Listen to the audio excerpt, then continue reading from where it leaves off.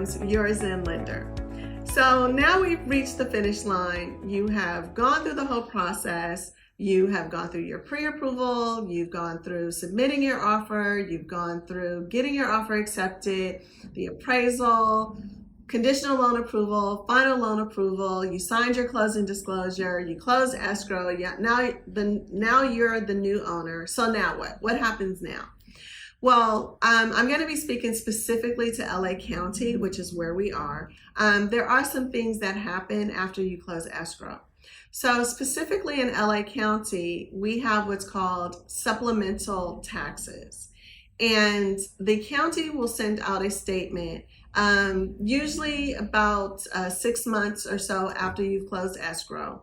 And the supplemental tax is a one-time tax bill that is the difference between what the seller's taxes were and what your taxes are now. So let's say the seller's annual taxes were $6,000 and your new annual taxes are $8,000. So the supplemental tax will be roughly $1,000 that you'll receive in the mail. They will give you opportunity to pay it in installments. You can do 1 or 2 installments, or I believe you can contact them if you need to break it up into more installments to make it easier for you to pay. So that's something to keep in mind. You will receive, again, this is LA County, every area is different, but in LA County, you will receive a supplemental tax bill, all right? Also, what you will receive is your payment coupon. You want to make sure, or your payment letter. When you receive your final closing documents, when you close escrow and you're sitting down with the notary, one of the documents that they include in there will be your payment letter, your first payment letter. The reason why lenders include that in there is because it may take more than 30 to 60 days for you to receive this correspondence in the mail. And you can't use that as an excuse. You've moved into your house and now you say, oh, hey, I never got a bill. They say, no, we actually gave you one when you were signing your loan documents. So you want to keep that handy. If not, you can always contact your loan officer and they can send you a statement for you for your convenience.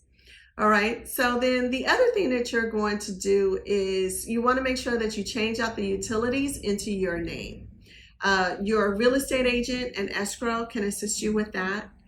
And then a word of advice that was given to me when I bought my house that I wanted to pass on to you is often we're tempted as soon as we close escrow to change your locks right away. Well, I would suggest don't change your locks immediately.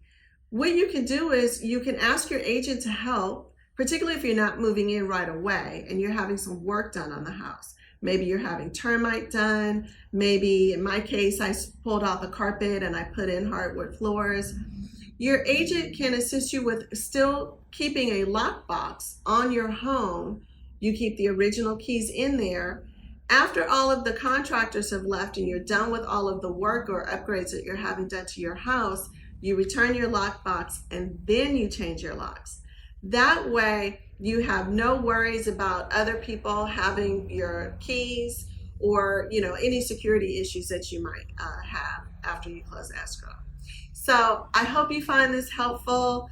I've just really enjoyed taking you through the whole 7 steps of the loan process and just really want to bring some transparency and unveil a lot of the questions that occur when people are purchasing a home.